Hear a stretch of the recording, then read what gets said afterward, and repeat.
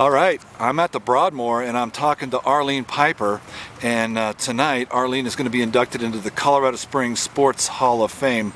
Arlene was the first woman in the U.S. to run a marathon, and that was at the Pikes Peak Marathon in 1959, and she's led an interesting life, so we're going to let her tell us a little bit about that. And Arlene, you were a person who always felt that exercise, especially for women, was important.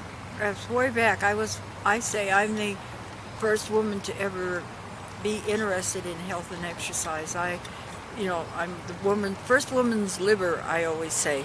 So I got it all started. The first woman's liver, I love it. Back when I was a young girl, health and exercise I knew were always important.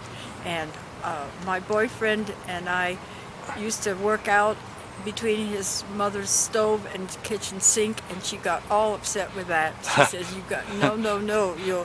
So we moved out all his weights and barbells and dumbbells and everything to my backyard. Yeah. In Studio City, California, where I was born and raised. And we set up there, and Pudgy Stockton was the woman that inspired me. She was in health and exercise back in the 50s. Yeah. And so we set it up, and that's where I started working out and exercising with the barbells and dumbbells in the backyard. That's fantastic. And we figured that we would open a woman's health studio, and we did.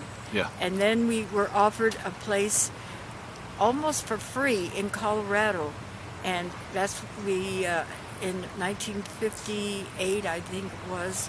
We came back here, brought our 3 children, and we lived up above the gym. It was a gym, and it was the first woman's gym, and that's where we started. Then we took out on Platte. There was a big building that was open, so we took that over, and we had men on Tuesday, Thursday, Saturday, and women on Monday, Wednesday, Friday. So we made it a big gym, and we were the first gym in that area. Yep. And I remember one time, I'll never forget the phone call, because he said, "If you could make my wife look like you, I'll bring her down and sign her up." It was so cute. That's great. I'll never forget that sentence ever. How did you find out about the Pikes Peak Marathon? Where did you... My husband said one day, "Why don't you advertise our women's health studio and run the Pikes Peak Marathon?" Because they advertised it in the paper that they were going to allow women to run the race. Okay. And silly me, I said okay, and not knowing what I was getting myself in for. One day we drove up in the car, and I looked down and I said, "Whoa, this is..." So, but he had a gentleman friend that was a track star, and so I trained a lot around the track at the college. Yeah. And then on every Sunday was the day that we took the 3 kids, we dropped them off at the river, and then Wallen and I went to bar camp. That was my training, to bar camp every day, and running around the track.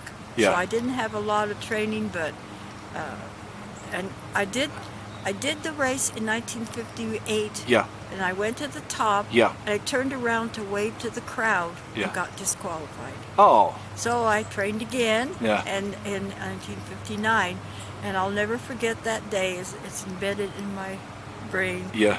Because it was a cold morning. It was 7 o'clock. This was I think the 3rd or 4th year that they'd had the marathon. Yep. And so there was probably 14 or 15 men, another lady, my husband, myself, and my daughter. Yeah. And my husband says, "Well, as you pass the men on the trail," because see, a lot of men came from other states not knowing that they needed to get used to the altitude, and they were all puffing. That still happens. It still happens, right? And so my husband says, "Well, as you pass the guys on the trail at the beginning, say, 'Isn't this a beautiful day for a race?'" Yeah. Which I did. Yeah. And so it just kept on going, and it was, I'll never forget it. The path that is there is what was there in the beginning. They never changed it. The rocks, the sticks, the leaves, and the size of it. And there was no aid stations then.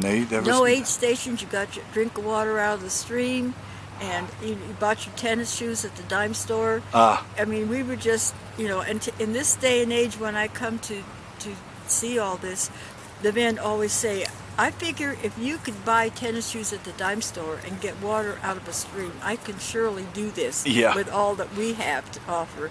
Yeah. So anyway. And you had no idea at the time that you were the first person to have completed a marathon. No, I First didn't. woman. First No, woman. I didn't know. Huh. Not until they called me. What was it in 1959 when they called me on Well, the phone? Or, 2009. I mean 2009. Yeah. Yeah, not 9. Yeah. 2009 when I got the phone call. It said, "Are you Arlene Pieper?" Yeah. And I said, "Yes." Well, you are the first woman to run the Pikes Peak Marathon. We want you to come back. First woman to run a marathon in the United Period. States, maybe Yeah. the world. Maybe the whole world is Yeah. what they're saying too. Yes. Yeah. So it was quite a day, and, Yeah. and I feel so honored. What do you remember reaching the finish line? Yes, I do, because And- I was they all were waiting down there. I was the last one across. They were going to wait for me to come across. Yeah. And the medal I got was a little medal about this big. Yeah? That's what we got. Do you still have the medal? Yes, I do. I even brought it with me. Did you really? Yes, I do. That good for you. I do. It's a medal that I take great pride in getting. Yeah. Even back then, I felt honored to. Now, you told us a funny story one time about your glittery pants or something like that you were wearing around Manitoba. Yeah, when we had the health studio. Yeah. I wore gold metal flake pants and a purple blouse Yep. and high heels. Yep. And that's how I walked around town advertising my women's health studio. And my husband used to call him Mr. Arlene, you know. Yeah. He was Mr. Arlene Pieper. Right. That's funny. And because he let me be, I was the star of the whole thing. Because Yeah. here I was starting something for women. I figured, and my statement that I still feel very strongly about is, you can be a wonderful wife to your husband, a wonderful mother to your children. Yeah. But if there's something you've always wanted to do for yourself, get out and do it. Yeah. And that's the statement I tell That's every right. woman. That's how I felt back then. That's why I did those things. Yeah. I just wanted to do what I wanted to do. And it was, I'll never forget it. And to be famous for this, I was just doing it to advertise a health studio to make a living for myself and Yeah. my family. Well, you were doing good work if you were encouraging women to, to be healthy. Right. It's so important to be healthy.